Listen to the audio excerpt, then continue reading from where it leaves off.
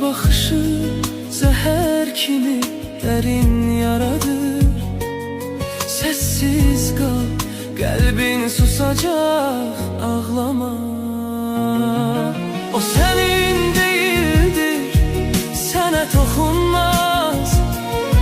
Yüreğin parçalanar, amma o gedəcək.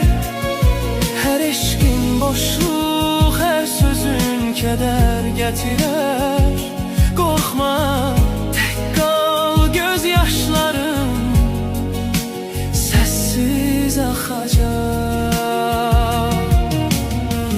Geceler uzun, yuxular qırıq sensiz.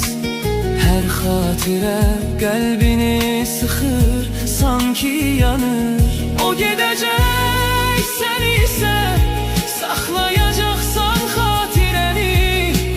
Sus, ağlama, amma ürəyin qəlbini deyəcək. Göz yaşlarım sessiz bir çay kimi axar. Sözlər boşa gedir, o sənin üçün qayıtmaz. Hər kədər ürəyinə toxunur, sanki dağ olur. Sevmə onu, o gedəcək.